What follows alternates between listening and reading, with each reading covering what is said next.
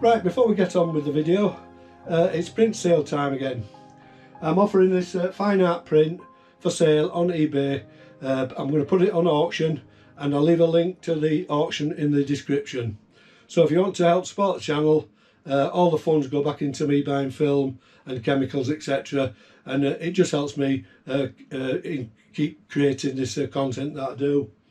Now, you know, sometimes when you go out and you know that you've made a mistake when you're taking a picture and you sort of give up on it. I did with this picture. And it's only till I developed the negative and did the actual print itself that I realised that that mistake has actually enhanced the look of this picture. Now, the mistake that I made, I couldn't help it. And you'll see in the video, it was that cold that I couldn't close the Bessa. My fingers were really cold.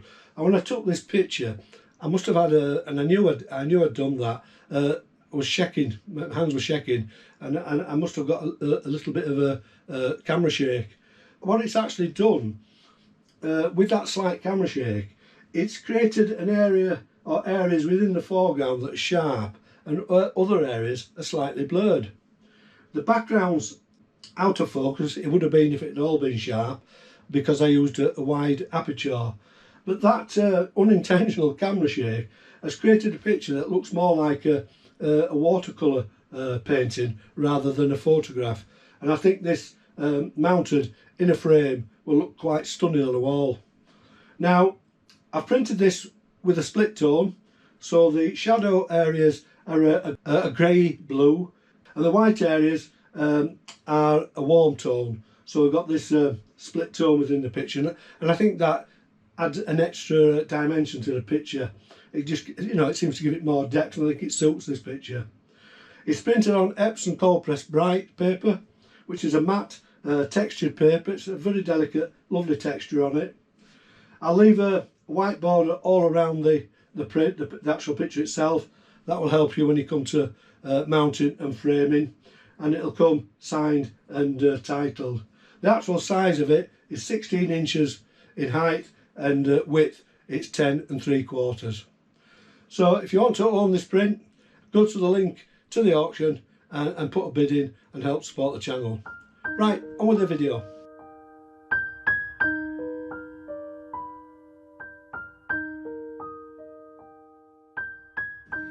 Hello and welcome back to my channel. Now this video is part 2 of the winter in Wharfedale videos that I did. I did 2 videos. We had a very heavy snowfall last week, so I thought I would have a walk up to a place, a high point that we call the Chevin, around where I live, and the snow was falling, and I decided that I'd take my folding camera, the Mamiya 6 Automat. So I took that camera and took the photographs, very happy with them, and then on the next day the snow had stopped. It was sort of partially cloudy day, and I thought I'd have another walk up there and try and photograph some of the snow that's already laid on the land and just see what I can find. But this time I didn't take the Mamiya 6 Automat. I took this camera. This is a 1936 Voigtlander Bessa RF 6x9 rangefinder camera. It has a 105mm f3.5 uncoated Heliar lens, and this camera, I'm lucky that I got one. It has still has the folding yellow filter. So on some of the pictures I used the yellow filter, on other pictures I didn't. The camera itself is more awkward to use than the Mamiya 6 Automat. You have to manually cock the shutter every time, and then you fire the shutter with this lever at the side.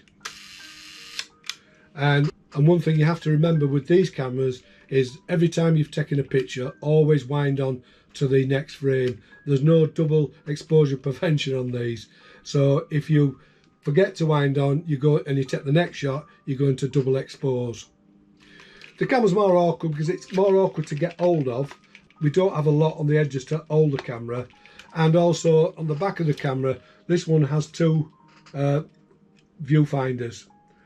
This one is the magnified rangefinder, so when you look through that viewfinder you get a magnified view, and when you see whatever you're focusing on, you adjust the focus with this wheel until the both images merge together and you're in focus. And then you have to move your eye from that to this window, which is the viewing window, and you can compose your picture using that. So as I say, this camera's slower to use, but it does produce some really nice images, considering it was built in 1936. And I think it's down to the Heliar lens. They are renowned, these lenses, how they render out of focus and tones. The tones are softer being an uncoated lens, and I quite like that because you know, it does give that nostalgic older look to the pictures. So all in all, it's a really nice camera to use, and you know, I get so much pleasure using a camera as old as this, you know, thinking where's it been, how many pictures has this camera taken and what of. So you know, you're holding history in your hands. Anyway, on with the video. Winter in Wharfedale part 2, and it's don't forget, 2 folding cameras in 2 days.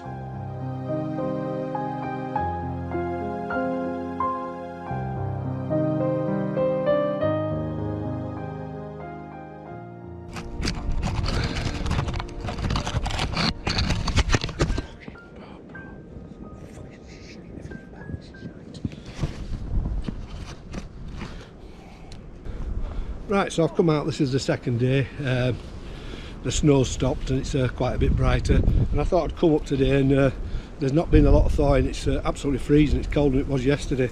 So then I've come out today with my Bessa RF, a rangefinder camera. It's got a lovely uncoated Heliar lens, and takes 6 by 9 centimetre negatives, so nice big negatives. Again today I'm using Ilford HP5. I'll rate the film at different speeds depending on if I use the yellow filter. The yellow filter is on a hinge there. That I'll take out 1 stop of light when I use it. So I'll alter, to compensate, I'll just alter the ISO settings on the meter between 400 and 800 ISO. So have a look round and see what we can find to photograph. Right, I've just seen this tree trunk, and I like the way the snow's sort of wrapped round it. So I'm going to take a picture with the Bessa. I'm going to take a light reading, instant light reading, and I'm going to probably remove the yellow filter so I can get the full speed out of the film. So let's see, I want to go to a wider aperture, and it's telling me 250 at 5.6. If you can see that. Now the Bessa will only shoot at 200 of a second, so I'm going to be slightly overexposing there. And so what I'll probably do is set the aperture nearer to f8, and then I'm not going to be overexposing the negative. And hopefully with the Heliar lens on the Bessa RF we should get some nice background out of focus. So we'll see how we go, get the camera set up and take the picture. Right, I haven't fetched a tripod with me today, and I can't really hold this camera and fire the shutter. It's a two-handed job, but basically I'm holding the camera for this in the vertical format, and on the Bessa, as you can see at the back on the RF, we've got 2 windows. The lower one is the rangefinder, it's a magnified view, and I like that, and the upper one is for the for composing. So the process is to focus using the lower one and then compose using the upper one. So I'm taking the picture basically that way, but as I say, I can't show me taking the picture because it's a two-handed job with the Bessa. Right, move on to the next picture if we can find one.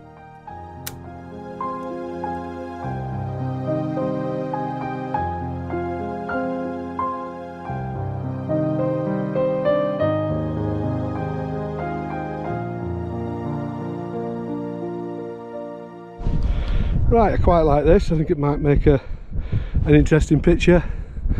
I'll probably get down lower like that. You can see the sun's bursting there, so I might just get the sun behind the clouds in the picture. So I'll take a light reading and get this picture.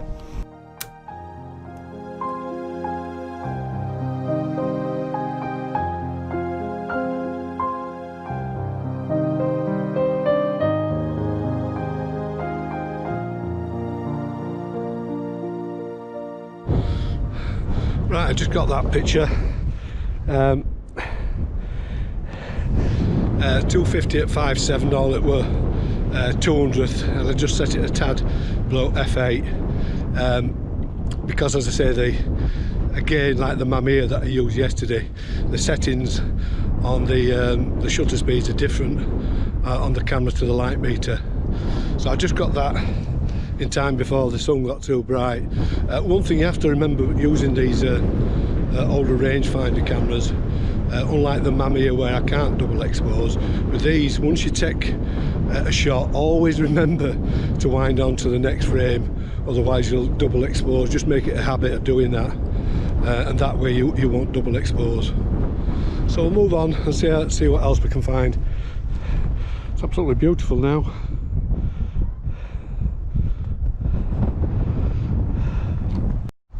I think this is going to be my next shot in portrait format. I just love the way the snows sit on top of the post. Nobody's disturbing on top of the wall. And then we've got that tree. So I'm going to set up the camera and take a picture of this.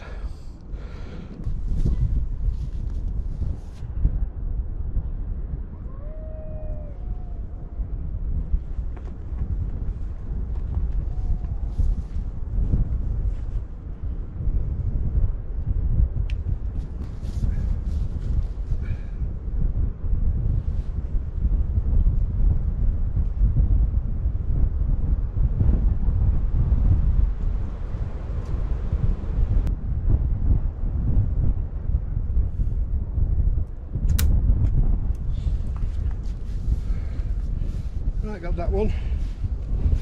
Hope they turn out. I can't shoot while the actual sun is in front of the lens on this because it's an uncoated lens and it'll flare very, very easily, so I've got to be careful with the uncoated Heliar lens. Right, move on. I can hardly feel my fingers. Again, large format negative.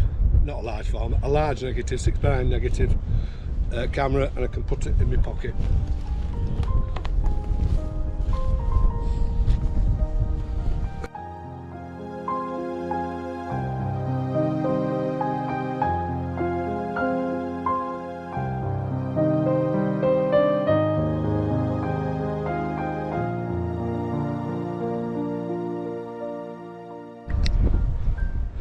I might take a picture of this tree here. I quite like this composition. I'm guessing the exposure is going to be very similar, so I'll take this picture now.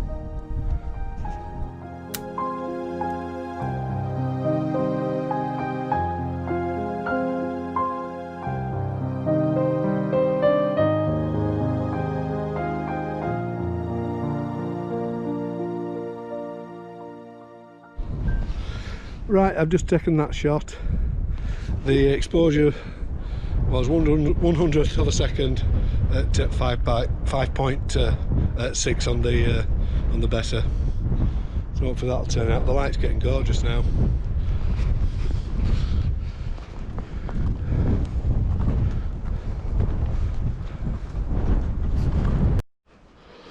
Another picture through the trees. Nice sunlight on this now.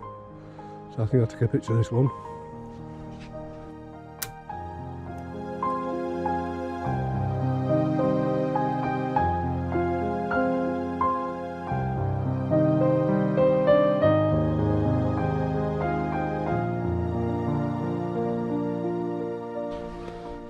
So I've just taken that picture, used the widest aperture, focus on one of the near trees, and it should throw some of the background out of focus. I love to see that effect.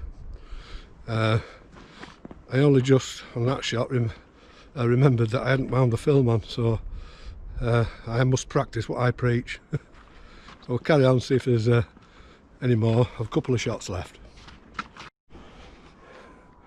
You can see now the view into Otley, just down there. It's a lot different than it was yesterday. Could hardly see it yesterday, now it's bathing in sun.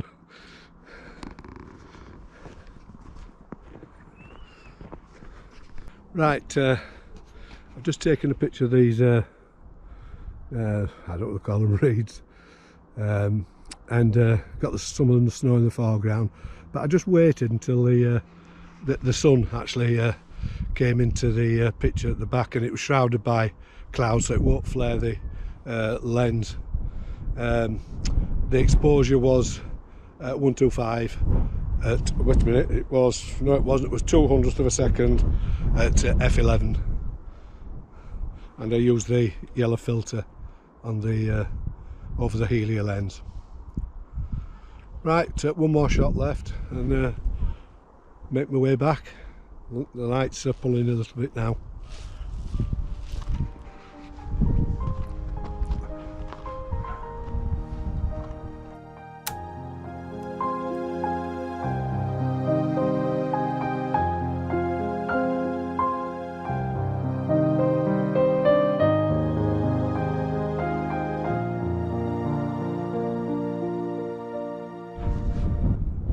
So the light's really going fast now, so I'm just going to finish off with this last shot. If you just see there, that's the runway, believe it or not, for Leeds and Bradford Airport. I think it's the highest airport in England, and these are one of these landing lights. I mean, they're not on at the moment, the planes are not leaving with COVID, although I think there's one about to take off. I'm not sure, I can see a light on the runway unless they're clearing it. So I'll just, as I say, take this last photograph of this light, and with the runway in the background. So I'll take a light move to reading and take the shot.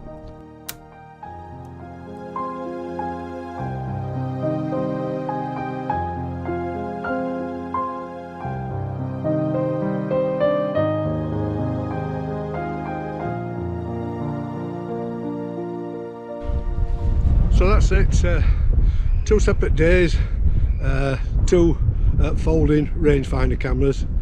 The first day was the Mamiya Automat and a 6x6 folder, and today I use the Bessa RF, which is a 6x9cm folding camera. These cameras are great because they're easy to carry about. Just put them in your pocket, and I thoroughly enjoy using them. So I said it yesterday at the end of the Mamiya video. Thank you for watching. If you like the video, please give me a like. Better still, subscribe to my channel. If you have any questions, just leave them and I'll get back to you. And once again, stay safe, and I'll see you in the next video. I'll leave you with this light show.